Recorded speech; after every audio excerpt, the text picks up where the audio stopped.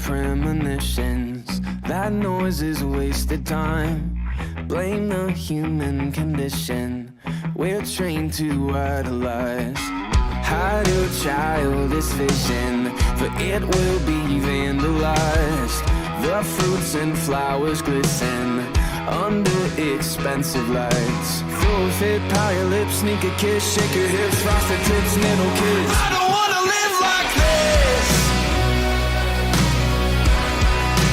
I don't wanna live like this. I don't wanna end up bitter either way, so I'll take my Kool-Aid, microwave. Hey! I don't wanna fly high, sweet fascination. Swing by but never stay. Most of us wouldn't be here if you remove the stage. Throw a fit, pout your lips, sneak a kiss, shake your hips. Frosted tips, middle kiss. I don't wanna live like this. I don't wanna live like this.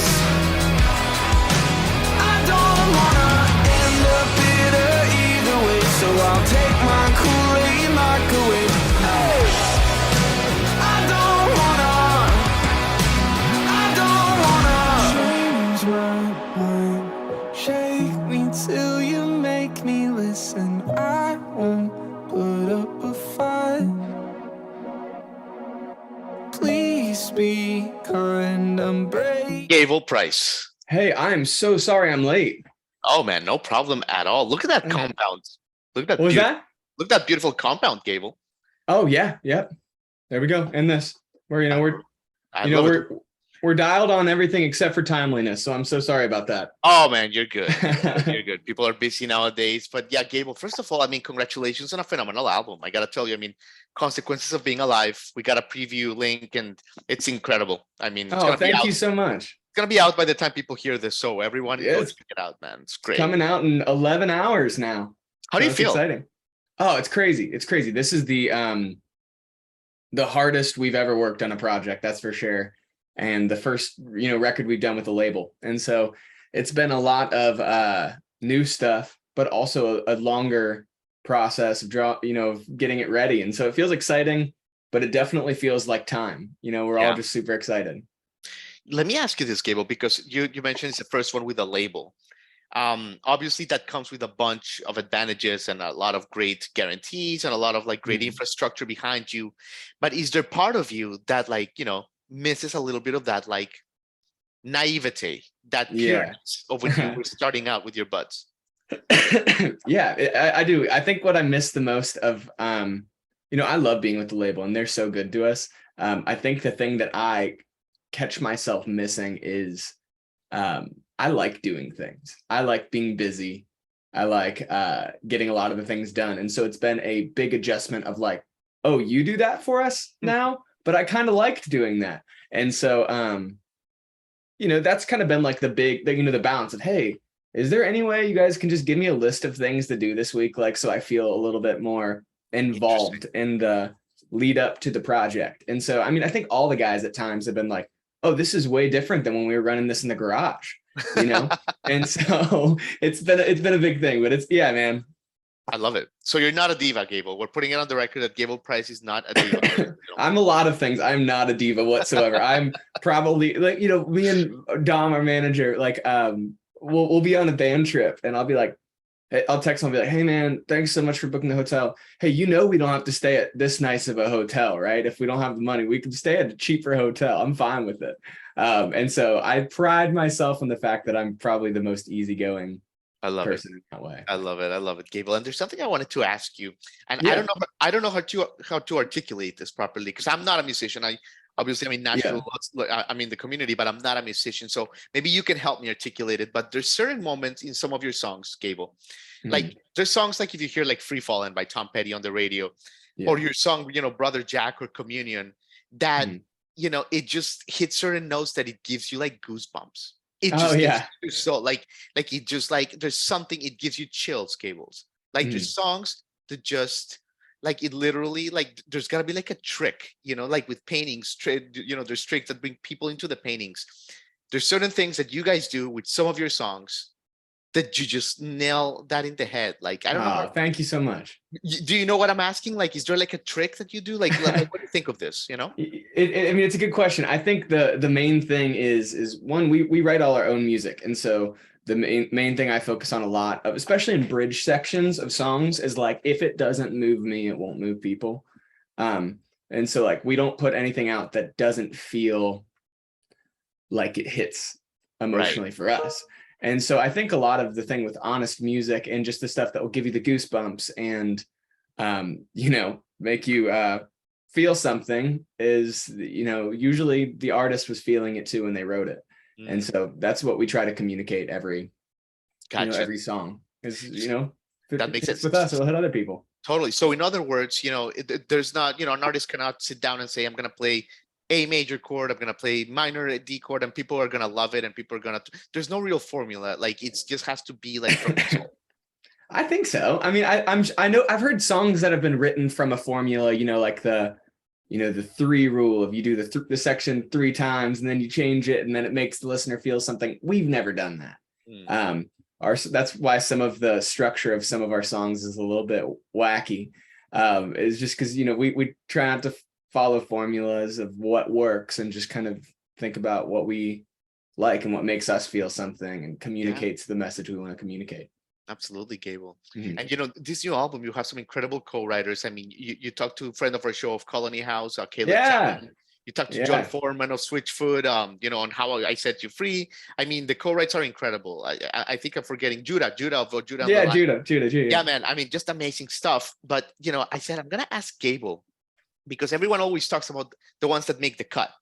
But I'm curious, no one ever talks about, you know, the co-writes that don't make the cut. Like, and if it's a good friend, a very talented friend, let's say like the equivalent of like a Judah or something, like how does that work, Gable? Like when you guys spend a couple days together, you write up a beautiful song, but then like it just doesn't make the album. Do you tell him? Like, how does that work? Yeah, I mean, so for this record as a whole, we'd only ever prior to this, we'd only ever walked into the studio with as many songs as we needed. You know, we only wrote that many. This one I wanted to be different. And so I think we had 32 songs at the end that I felt like all could have made the album. And we chose 11. But there, you know, it is an awkward conversation, especially when you're writing with friends but I think as a writer, you have to hold everything pretty loosely of not getting too attached to something, especially if you want it to do something. But with all of these songs, what was communicated is, hey, if it doesn't make this one, it's not disqualified for future records. And so we had a fun song that I wrote with our drummer, Daniel. It was the only song we've ever written together, and my friend Joel. And that one didn't end up making the record, but it was still like a thing where it's like, I could totally see us hit and record on this later. I had another one with Caleb that we wrote together from Colony House, and that one didn't make this record, but it's like one of those ones that we're like kind of holding on to, like maybe eventually, you know, especially if you're looking at the thematicness of an album. You know, I hope people hear this record and think, oh yeah, there's a theme to it. And so if it's slightly outside of the theme, it's easier to communicate to the co-writer, hey, this is a great song, but it's not the theme of this record. Not to say we won't have a record with the theme of that later. And I don't know how you guys, and I mean, like, you know, talented artists have an incredible song and you can just like have it on your Dropbox for like months or years. If I had a great song, I'd be like plastering it all over, like, the next day. Like I did. That's incredible. That's incredible. My song 50 milligrams from our last EP, I wrote that in 2016 or 2017. Oh, wow. And then our song Awestruck Revival, I had written the chorus to that when I was like 14. Yeah. And it just kind of sat. And so sometimes you just are on your Dropbox and you listen to something old and you're like, this was a great song. Why didn't we do something with it? And, you know, it can feel slightly serendipitous of like when you discover it is kind of a point where you're at a lull and it's the freedom. It's time, you know, it's time for that song. Every song has its moment in the sun. Absolutely. So. Absolutely, Gabe. And let me ask you this, because yesterday here at the Ryman, we saw we saw Bono of U2. He had like a book reading performance kind of thing. It was really cool, but there's one section that he talks that the band almost breaks up because, you know, they're they're believers. They're a Christian band, you Mhm. know, like it all, you know, very much so. And there was a point in the early in the band's career, like mid '80s, where basically they almost didn't pursue like the rock star life because they thought it would go against a little bit like, you know, Mhm. Jesus and all that and all that. Yeah. So they did eventually continue basically shifting the narrative that like any currency or fame or all that would be Mhm. used to the greater good, basically to give, not to take. Yeah. Yeah. And it got me thinking, we weren't going to ask you this. It just came to us last night, last minute, but I'm like, you know, Mhm. we got to ask Gable about this. Like, did you guys ever have like some sort of dilemmas and like, you know, with obviously, you know, with your beliefs and music and like, how did you like kind of balance that? Yeah, I mean, that's a really great question. I feel like, and we started our band when we were all together in a ministry school. Mhm. And so obviously a very different season of life than, you know, being out of school and working, and now I'm married. And so there's just been so many life changes for all of us. And so I feel like for me, it's a constant dilemma. You know, I basically, from a spiritual standpoint, almost fell apart right before we wrote Fraction Heart. Right. And that was kind of a big turning point for us, where I was like, hey guys, I don't want to make the music we've made before. Like I want us to make rock and roll music, and we can still say things we really care about, but sonically I want it to change. And then of course, you know, COVID happened, and election season wasn't easy for anyone. Mhm. And so I feel like those were the big landmark moments for us of like, are we making the music we want to make, saying the things we want to say?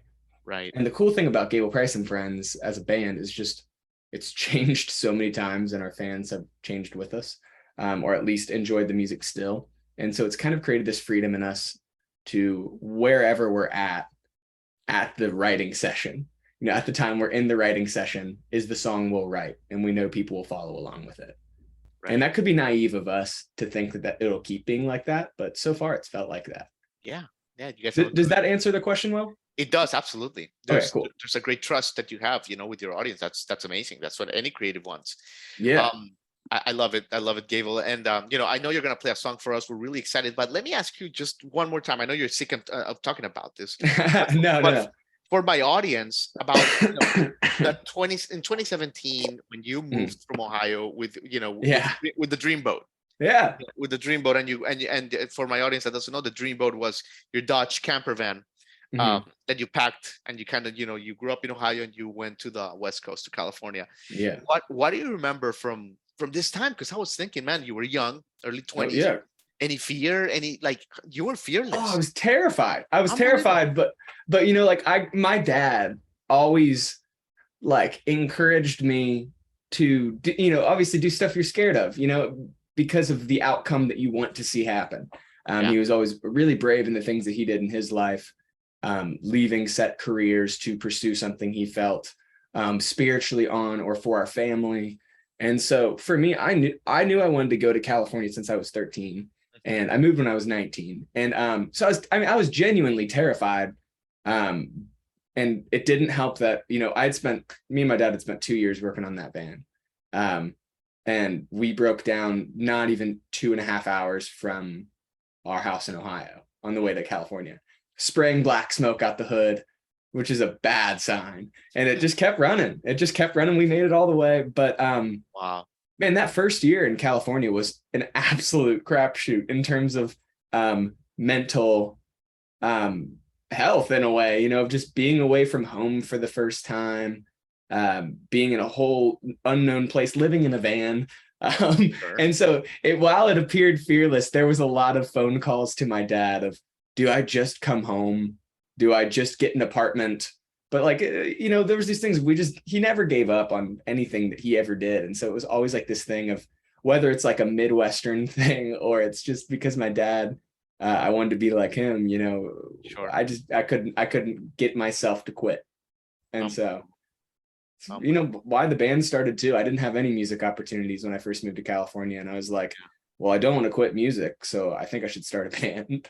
I love it. I love it. Yeah. And look at you guys now, just kicking so much ass, man. What a great story, Gable. Man, Oh, thanks, you're man. like an inspiring story. It really is, man. So we're so happy for your success, man. We could talk to you for 17 hours, man, but we don't have the time today. You'll have to come back. Man. But take us away with a song if you don't I would mind. love to. That would be Yeah. awesome. Yeah, I'm gonna pick up my guitar real quick. I'm gonna tune it just so it Absolutely. doesn't sound too bad. But thanks. This was a gift from a friend. He was staying at my house. Him and his wife were after like a run of shows, and I found it on Marketplace. I was like, look how cool this guitar is. Next day we show up to breakfast and they bought it for me. So basically what you're saying is I could give you, like, could I give you or like a professional or Jimi Hendrix any guitar and they would make it sound good? Or is it the player? Or is it the guitar? You know, it's funny because I think I have some really nice guitars that I can't get to sound the way that I want, but I have a $200 guitar I just bought for this run of shows that is like the greatest guitar I've ever heard sound. So I think it's just a matter of a lot of times the player's connection and confidence they build with an instrument. So I, you know, I could have the nicest guitar in the world, but if I don't feel in love with it, you know, I'm going to play it like I'm not in love with it, you know? And so, okay. And I'm recording this on my phone, right? Yeah, if you want to. Yeah. Okay, yeah. perfect. Either way works for me. Okay. So this is my favorite song off the record. You know, Consequence Being Alive, but song's called Struggle. I've been getting stressed out over my hairline that's receding cause I'm stressed out all the time. I don't know what to think about. The world ain't never thought about me.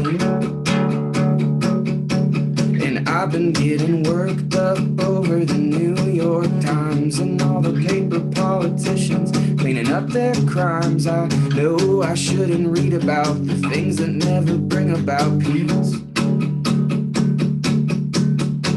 But mark my words, I'm a boy with my father's mouth. And mark my height on the wall of my parents' house. Cars with no gasoline, tires on the side of the street. I'm in love with the struggle, and struggle's in love with me. The bills feel like robbery. The AC's on, but it's blowing heat. I'm in love with the struggle, and struggle's in love with me. I am one bad review from a breakdown and a couple bad days from leaving this town. There's nothing left to fuss about. There's nothing much that brings me down. And whether I've lost my luck or I'm too worked up, I feel stuck and sick and tired of driving cars with no gasoline.